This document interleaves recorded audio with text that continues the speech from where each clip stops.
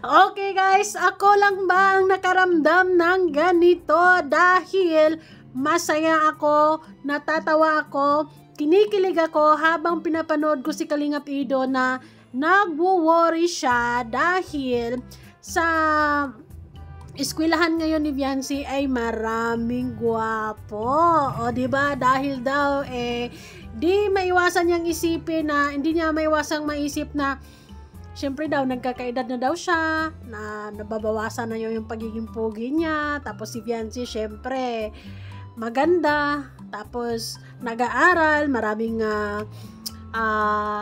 makilala, di ba? Mas better, this and that, pero Kalingap Ido, huwag kang mag-alala dahil kapag si Viancy ang nagmahal sa'yo, wala nang ibang pinakapugi sa puso't isipan niya, kundi ikaw lang. Ay, talaga naman. Basta alagaan nyo lagi ang isa't isa, di ba? Dapat kailangan ng quality time and consistent effort, ganun lang naman. Anyways, hi wow life, another video, another share guys, another POV. So ngayon guys, pag-usapan natin ngayon ang isa sa mga shared post ni Viancy guys, na sabi nga niya, bukod sa hindi ako umiinom ng alak, hindi rin ako nagmamahal ng dalawa. Aba, ang haba ng buhok ni Kalingap Ido, kahit kakagupit lang. No worries ka talaga, Kalingap Ido. Ito yung assurance level 101%. Yes na yes. Si Kalingap Ido lang talaga ang mahal ni Viancy. Ay ramdam na ramdam naman natin yan, di ba?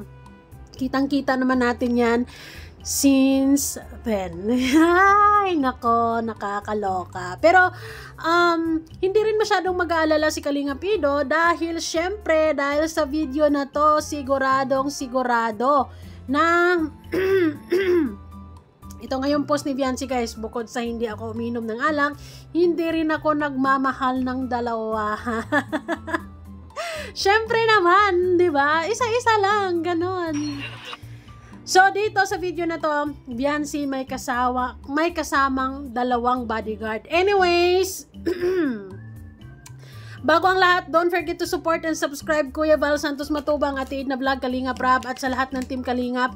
Syempre guys, salamat sa support at pagmamahal nyo sa aming mga Kalingap reactors. So, this is it. So, bawasan mo na yung pag-aalala mo, Kalingap Ido. Magtiwala ka lang ng 101% kay Viancy. Sigurado naman ako na by now and then ay binibigyan ka din naman niya ng pampakalma. Assurance, di ba? Words of affirmation. At syempre, alam din naming mga EDC fans na talagang sumisilip ka doon. I mean, hatid sundo ba? O, diba? Gano'n naman talaga. So, dito sa video na to guys, si Viancy to, kasama sila Edwin at saka si Edward. Yan, si Viancy yan. And then, the kambal. Oh, magkaklase pala ang mga person, guys. So, hindi masyadong maninibago si Viancy. At least, meron siyang kakilala sa eskwelahan na yan. At syempre, andyan naman sila Joy, sila Carla, 'di ba? So, hindi masyadong maninibago. Though magkanya ano pa rin, 'di ba? Iba't ibang room naman sila. Hindi nga natin alam kung magkakakitaan sila.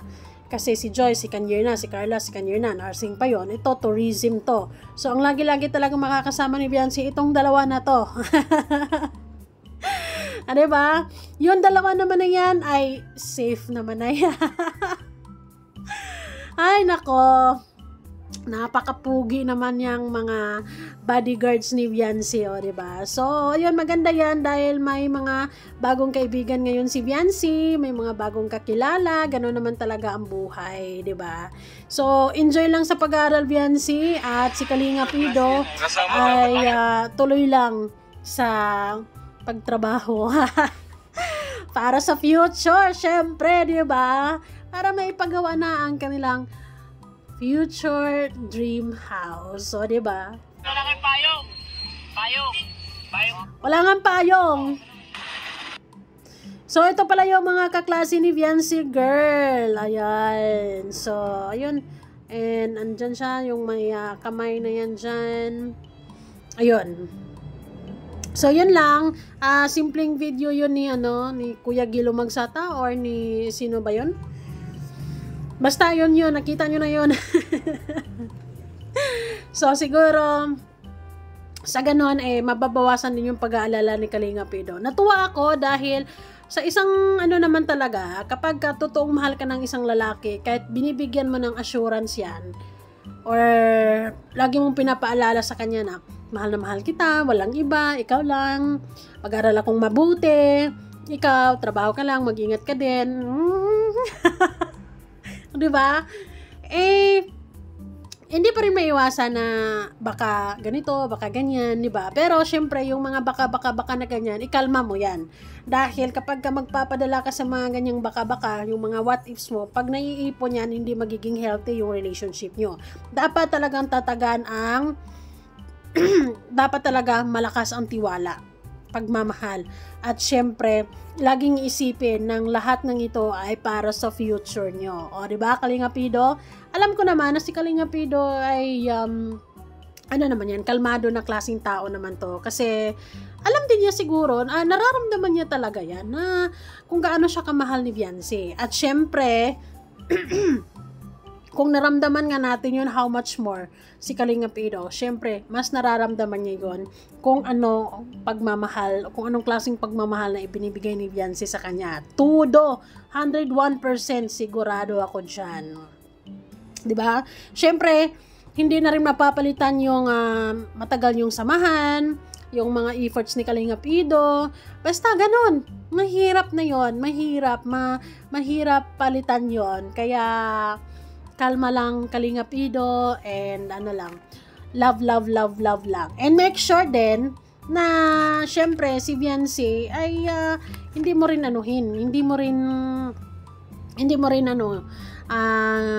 pababayaan. Demanding ng very very light. Pero syempre gano'n naman talaga. It takes two to tango, ika nga, 'di ba?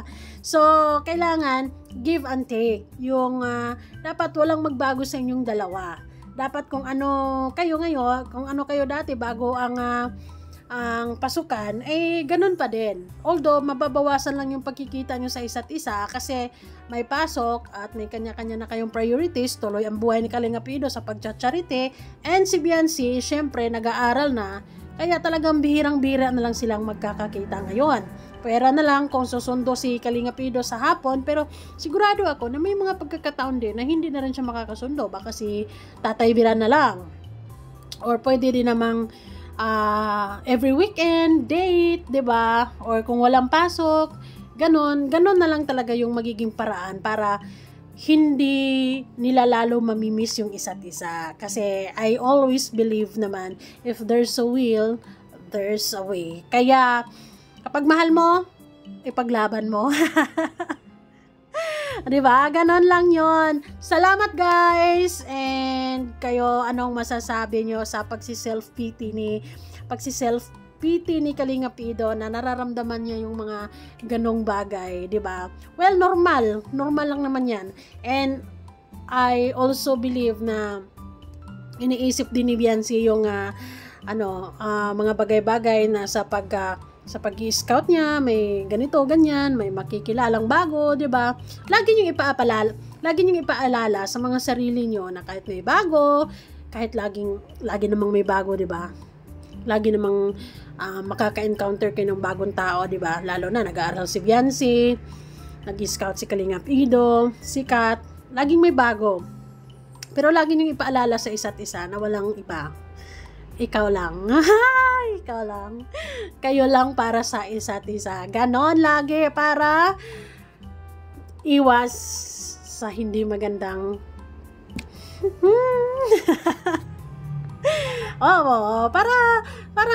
para smooth lang ang buhay ng EDSI, 'di ba? Para wala nang third party, fourth party, fifth party, 'di ba? Kasi yun yung third party, yun yung party na hindi maganda, hindi masaya, 'di ba? Pinakapangit na party yung third party. And we don't want it to happen. So ganun naman talaga, ang mga lalaki naman talaga, kapag gusto nila, laging may paraan. Laging may ano yan, laging ipapakita nila yung best nila for you because gusto nila ipakita na this is the best. 'Di ba? And si Kalinga Pido naman, I would like to believe na hindi siya nagkukulang sa part na yan. Yes. Thank you so much guys and bye-bye for now.